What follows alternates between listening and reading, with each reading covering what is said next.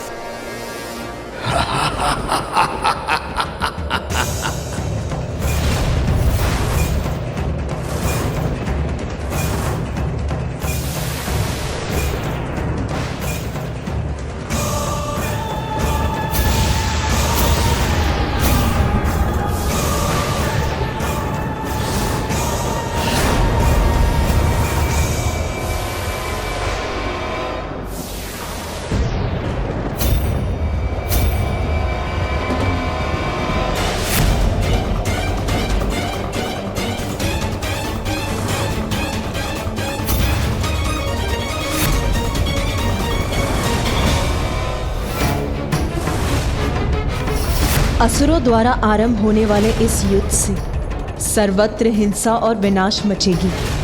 ज्ञात नहीं क्या होने वाला है इसका परिणाम।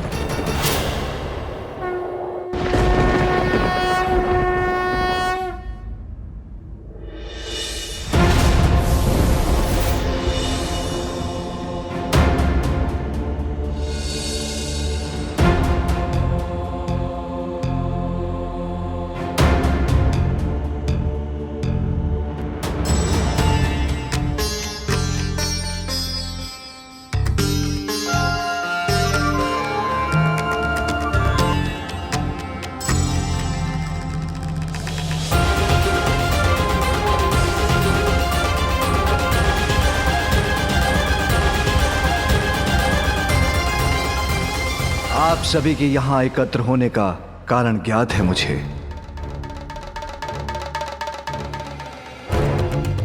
विनाशकारी संकेत तो मुझे और देवी पार्वती को भी दिखाई दिए हैं।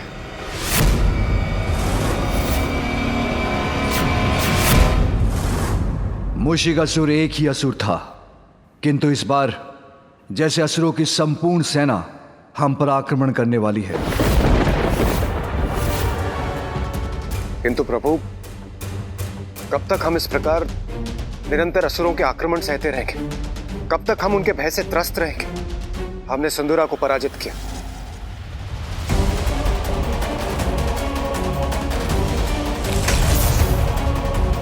गजासुर का अंत हुआ,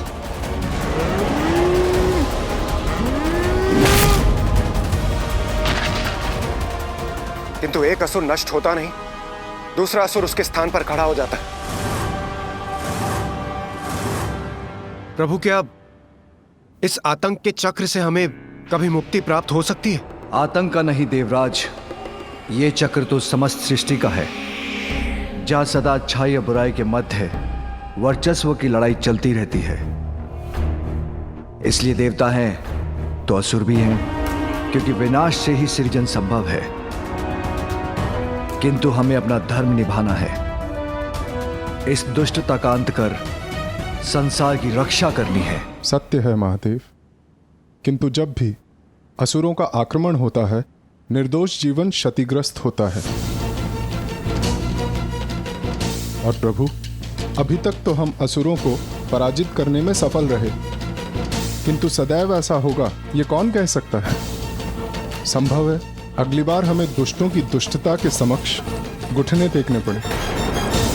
और प्रभु, इन असुरों के आक्रमण से सर्वप्रथम मैं ही प्रभावित होता हूं और उनका सर्वप्रथम लक्ष्य होता है स्वर्ग। प्रभु, क्या इस आसुरी चक्र से मुक्ति प्राप्त करने का हमारे पास कोई उपाय नहीं है? ताड़कासुर, गजासुर, सिंदूरा, इन सबको आपकी और हमारी सम्मिलित शक्तियों ने पराजित किया, किंतु ये कभी ना कभी हम पर भारी पड़ेंगे। तब क्या होगा प्रभु? उसकी कल्पना से तो विचलित हो उठता हूं मैं।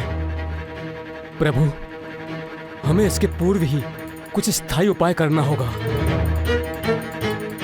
और प्रभु, युद्ध में जय पराजय तो किसी भी पक्ष की हो सकती। हम सत्य का साथ देते हैं, इसलिए सदैव हमारी ही विजय हो, यह भी तो निश्चित नहीं। और यूं ही सत्य की लड़ाई लड़ते लड़ते हम यूं ही सफलता प्राप्त करते रहे, इसे कैसे सुनिश्चित करें प्रभु?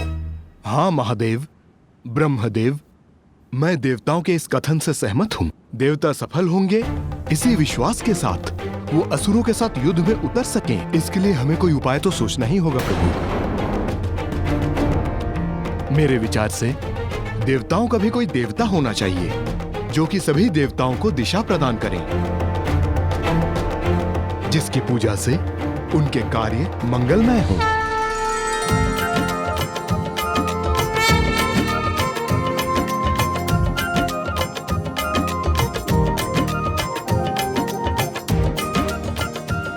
देखा, मैंने कहा था ना मूषक जी, हम सफल होंगे। हम आ गए यहाँ पर। हाँ प्रभु, मेरा भी यही प्रस्ताव है। ऋषि अगस्त्य के दिए सुझाव अनुसार हमें किसी ऐसे देवता का चयन करना चाहिए जो सर्वप्रथम पूजनीय हो, जिसकी पूजा से हमारे कार्यों में आने वाले विघ्न टल जाएं। और जिसकी पूजा से वो दुष्टों के मार्ग में कंटक के समान बनकर उनके पथ में बाधाएं उत्पन्न करे।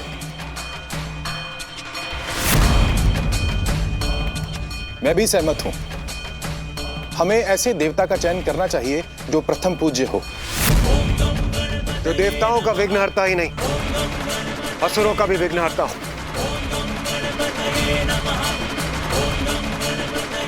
जो देवताओं का भी देवता हो, एक ऐसे देवता जो सम्मिलित असुर शक्ति को पराजित करने में सक्षम हो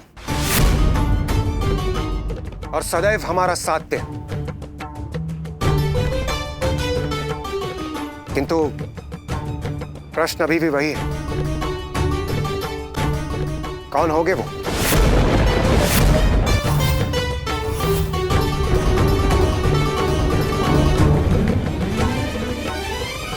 जो देवताओं के विघ्नहर्ता और असुरों के लिए विघ्नकर्ता हूँ, जो देवताओं के भी देवता हूँ। असुरों के भी देवताओं का देवता हो, देवताओं के विघ्नहर्ता और असुरों के भी विघ्नहर्ता, असुरों के भी विघ्नहर्ता, देवताओं का देवता हो, देवताओं के विघ्नहर्ता और असुरों के भी विघ्नहर्ता हो, तो देवताओं के भी देवता हो। शांत हो जाइए प्रभु। मेरे विचार से इस महत्वपूर्ण उपाधि पर स्थित होने वाला हम देवताओं में से ही कोई होना चाहिए।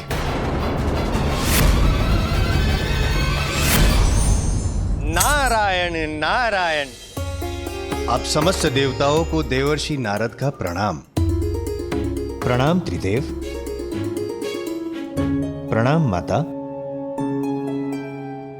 अब प्रश्न ये है कि समस्त देवताओं में कौन है सर्वोत्तम, जिसे जगत पूजेगा सर्वप्रथम?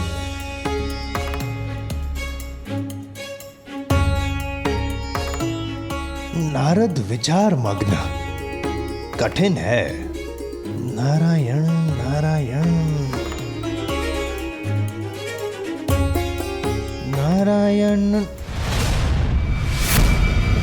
नारायण नारायण। मेरे विचार में इसका उत्तर है अत्यंत सरल। प्रथम पूजनीय देवराज इंद्र ही होने चाहिए।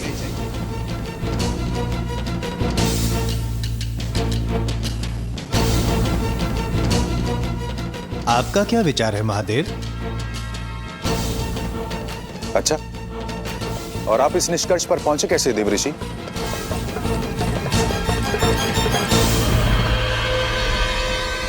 नारायण नारायण, देवराज इंद्र हैं, समस्त देवताओं के अधिपति। इसीलिए आप सभी देवताओं में यदि इंद्रदेव बने प्रथम पूजनीय, तो आप सभी देवताओं को नहीं होनी चाहिए कोई आपत्ति। और इसका भी है कारण। वर्षा करवाते हैं जिससे उपजता है अन्न और प्राप्त होता है समस्त देवताओं को यज्ञ के भविष्य से भोजन। निसंदेह, मुझे कोई संदेह नहीं है कि देवराज इंद्र को ही होना चाहिए सर्व देवों में प्रथम पूज्य। क्षमा त्रिदेव, देवराज इंद्र का अभिप्राय जानने से पूर्व आपकी आज्ञा आवश्यक है। यदि आज्ञा हो तो मैं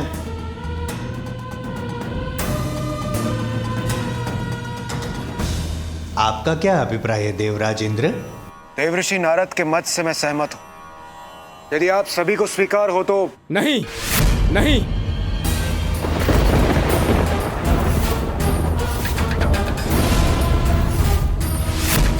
मुझे स्वीकार नहीं है।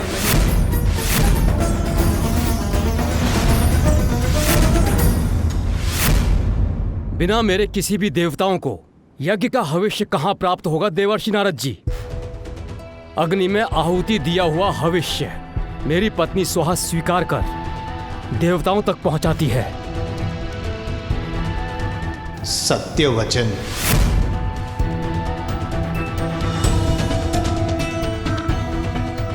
सत्य वचन, आपका कथन सर्वथा उचित है अग्निदेव, क्योंकि बिना अग्नि के हवन का होना तो असंभव है। और अग्नि जो है वो वायु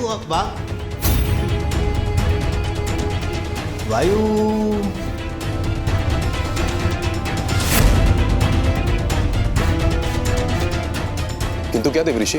ना, कुछ नहीं, ना, ऐसे ही मन में एक विचार ले रहा था आकार, किंतु अग्निदेव का कथन तो सभी को है स्वीकार। कैसा विचार आकार ले रहा था आपके मन में देवऋषि? यदि आपकी आज्ञा हो तो मैं बताऊं। विचार ये है वायुदेव कि जैसे बिना अग्नि के हवन का होना है असंभव, वैसे ही बिना वायु के अग्नि का प्रज्वलित होना भी है असंभव।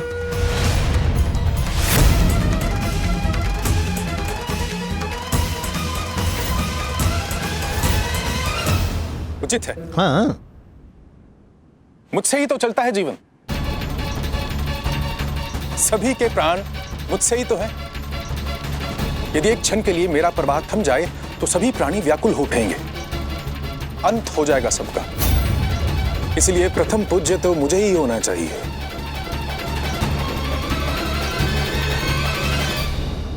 सत्य वचन। प्रथम पूज्य देवता का चयन हो रहा है और आप सभी ने मुझे बुलाया भी नहीं।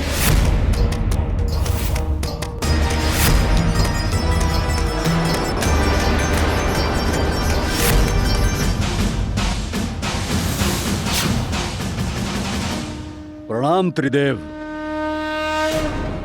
नारायण नारायण नारायण, ये कैसा है अन्याय देवराज?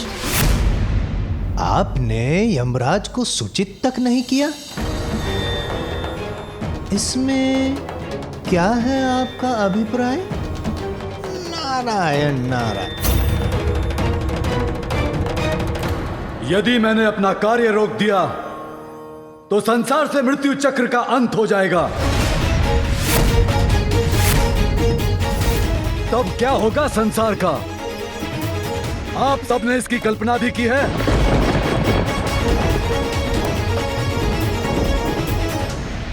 किसी को भी नरक या मृत्यु दंड का भय नहीं रहेगा,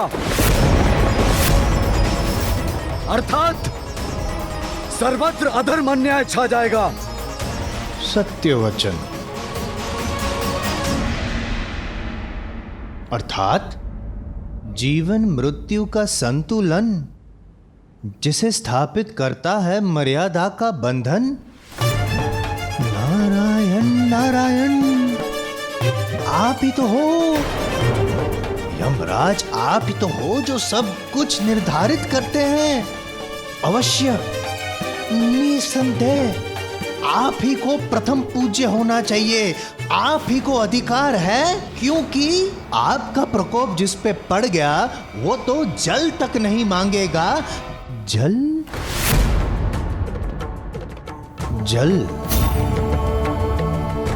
बिना जल के तो जीवन संभव ही नहीं है।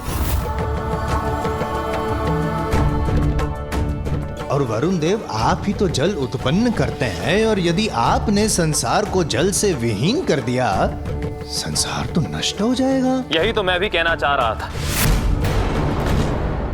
तो कह क्यों नहीं रहे थे? वरुण देव, आप ही से समस्त गतिमान होते हैं चक्र।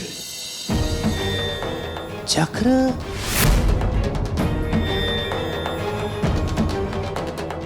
काल चक्र? मेरा महत्व तो सर्वविदित है, अब क्या अपने मुख से कहना आवश्यक होगा? कदापि नहीं। हम सबको इस बात का ज्ञात है कि सूर्य देवता तो प्रकाश देते हैं, उससे हो रहित तो जीवन के प्रकाश से हम हो जाएंगे वंचित। इसी कारण सूर्य देवता प्रथम पूज्य,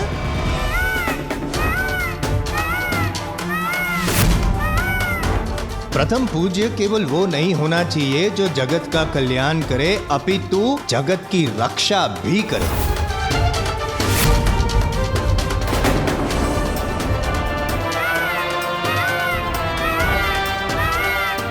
रक्षा अर्थात रक्षक, योद्धा।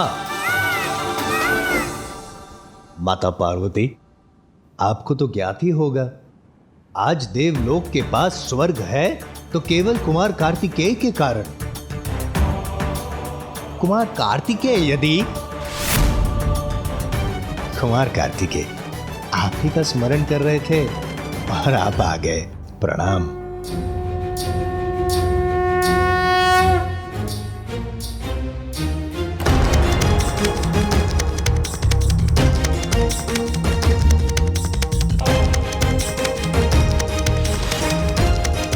कुमार कार्तिकेय, इन्होंने ही ताड़कासुर का वध करके किया उसे कथित। इसीलिए देव सेनापति कार्तिकेय भी प्रथम पूज्य की उपाधि पे हो सकते हैं स्थित, है ना पार्वती माता?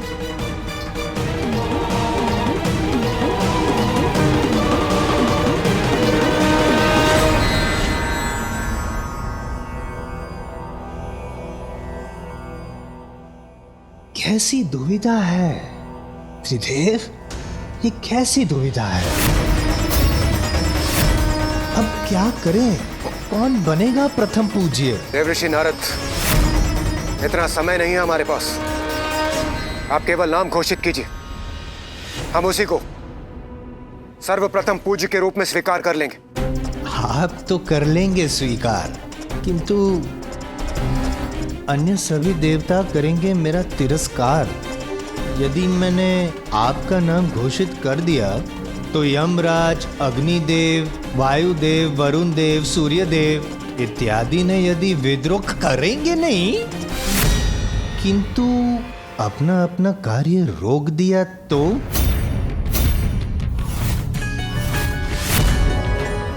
यदि ऐसा हुआ तो नारायण नारायण, संसार नष्ट हो जाएगा, और इसका भार मैं कैसे करूं स्वीकार? वो सब मुझे ज्ञात नहीं, किंतु यदि मेरा चयन नहीं हुआ तो मैं अपना कार्य रोक दूंगा। मुझे प्रथम पूज्य नहीं बनाया तो मैं अपना कार्य नहीं करूंगा। यदि मुझे प्रथम पूज्य नहीं बनाया गया तो मैं भी अपना कार्य रोक दूंगा। मैं भी अपना कार्य रोक दूंगा। मुझे प्रथम पूज्य नहीं बनाया गया तो मैं भी अपना कार्य रोक दूंगा। मैं भी अपना कार्य रोक दूंगा। मैं शनिदेव हूँ, मुझे होना चाहिए प्रथम पूज्य।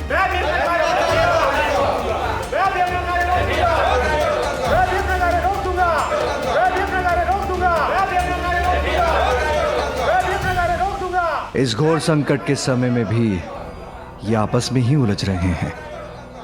कैसे समझाएं इन देवताओं को हम? कोई कुछ सुनने के लिए तैयार ही नहीं।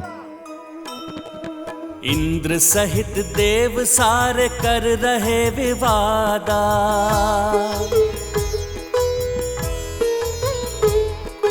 प्रथम पूज्य देवता का सब ही करे दावा।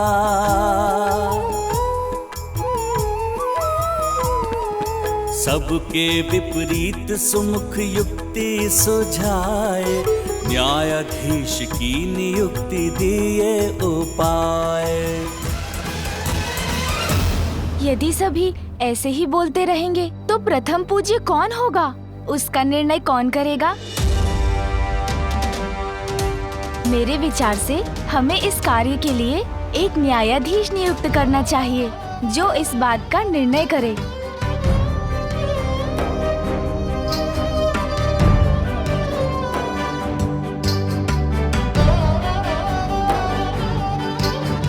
गजानन कदाचित उचित कह रहे हैं। आप ही बनिए न्यायाधीश और आप ही नियुक्त कीजिए। आप ही कीजिए श्री हरिनारायण। मैं अकेला ही नहीं, हम त्रिदेव ब्रह्मा, विष्णु और महादेव, हम तीनों मिलकर निर्णय लेंगे कि आप सभी देवताओं में प्रथम पूज्य कौन होगा।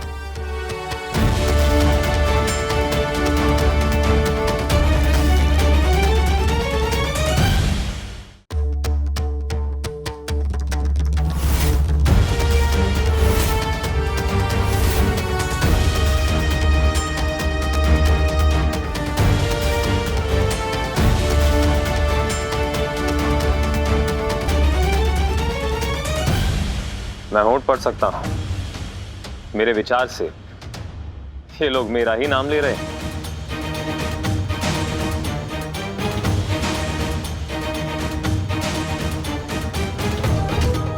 प्रथम पूज्य वही होगा जो योग्यता में सबसे श्रेष्ठ होगा,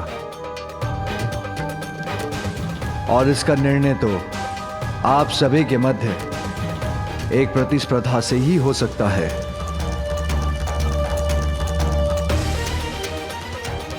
प्रतिस्पर्धा? कैसी प्रभु? हाँ देवराज, क्योंकि प्रतिस्पर्धा योग्यता की श्रेष्ठता सिद्ध करने का सर्वोत्तम उपाय है। इसलिए प्रतिस्पर्धा से भागने की नहीं, उसमें भाग लेने की आवश्यकता है, क्योंकि प्रतिस्पर्धा में विजय पाने की इच्छा हमारे भीतर छिपे गुणों को बाहर निकालकर हमारी क्षमता को उजागर करती है।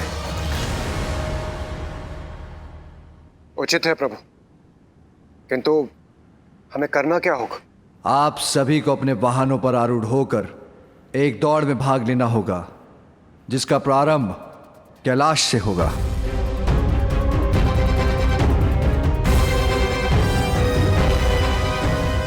अरे वाह, अपने अपने वाहन पर बैठकर दौड़।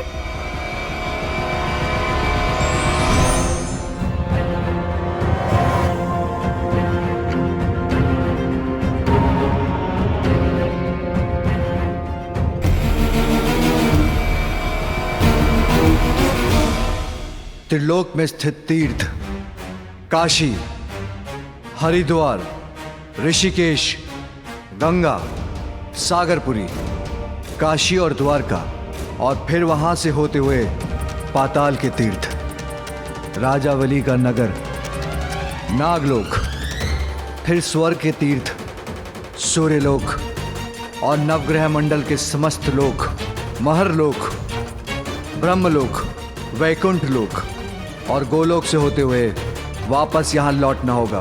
किंतु ये कैसे ज्ञात होगा प्रभु कि इन तीर्थों को सभी ने छुआ है? कोई विजय की लालसा में बिना इन तीर्थों पर गए लौट आए तो? ऐसा नहीं होगा अग्निदेव। इन स्थानों की परिक्रमा कर वहां का एक तत्व लेकर आना होगा आपको, जो सर्वप्रथम कैलाश लौटेगा वही प्रथम पूज्य देव बनेगा। इस प्रतिस्पर्धा के लिए मैं तैयार हूं। मैं भी तैयार हूं त्रिदेव। मैं भी तैयार हूं। हाँ, मैं भी तैयार हूं। मैं वरुण देव, मैं भी तैयार हूं।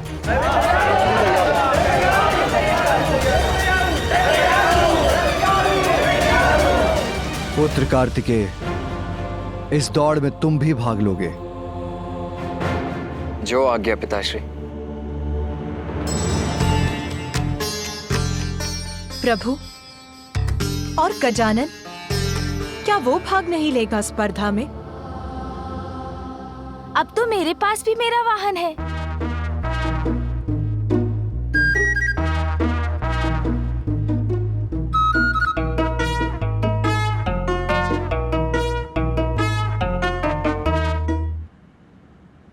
अवश्य बालक गजानन।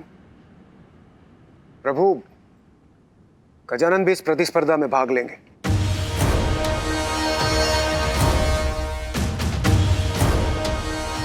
कल प्रातःकाल इस स्पर्धा का आरंभ कैलाश से होगा।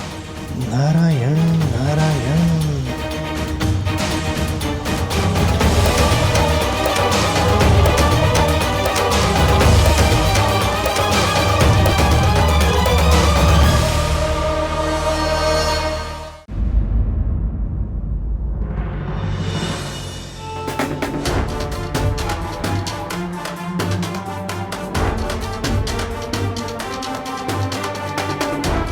पिताश्री, माँ, मुझे आशीष दीजिए। मैं इस प्रतियोगिता में सफल हूं।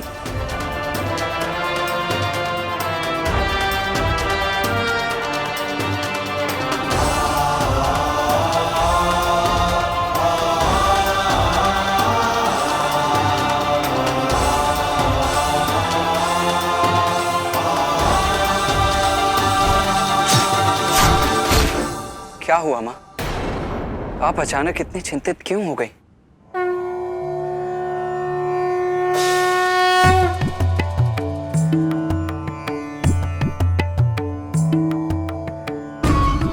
पुत्र, देवताओं और असुरों के मध्य देवासुर संग्राम के रूप में अच्छाई और बुराई के मध्य जो निर्णायक स्पर्धा होने वाली है,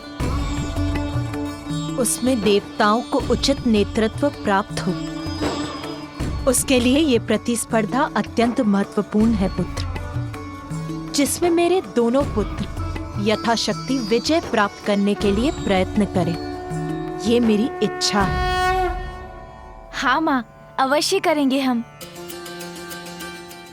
और अब तो मेरे पास मेरा वाहन भी है। अरे भैया, अभी तक आपने मेरे वाहन मूषक जी से भेंट नहीं की है ना? मैं अभी मिलवाता हूँ आपको, आइए ना।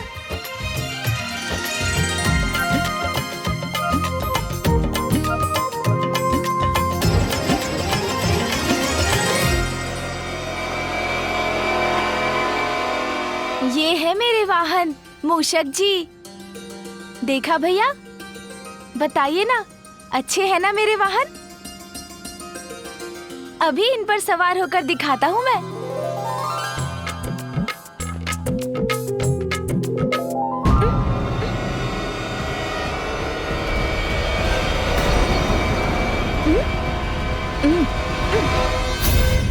उठिए मूषक जी, उठिए।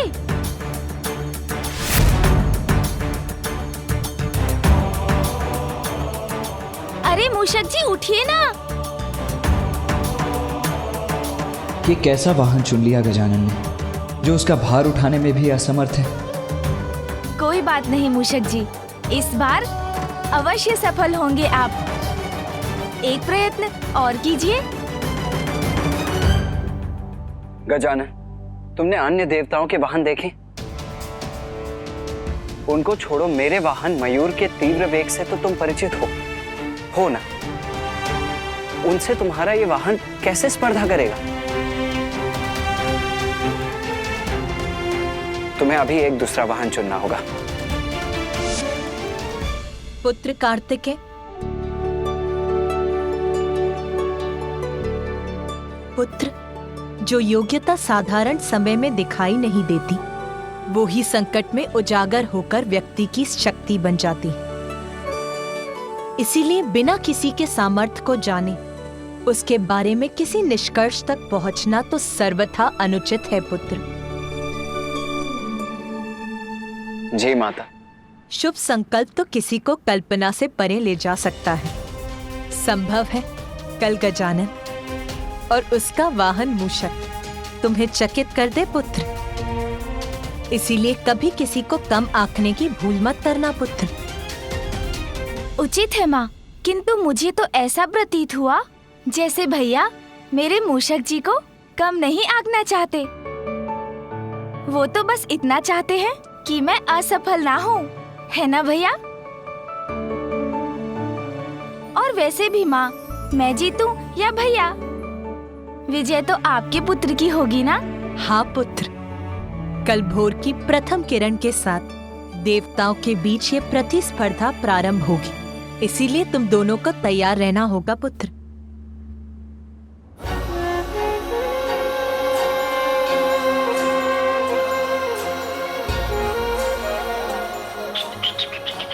मुझे क्षमा कर देते। यदि मुझसे योग्य वाहन होता तो आप अवश्य विजय पा सकते थे। किंतु मेरे कारण कदाचित आपको पराजय का मुख ही देखना पड़े।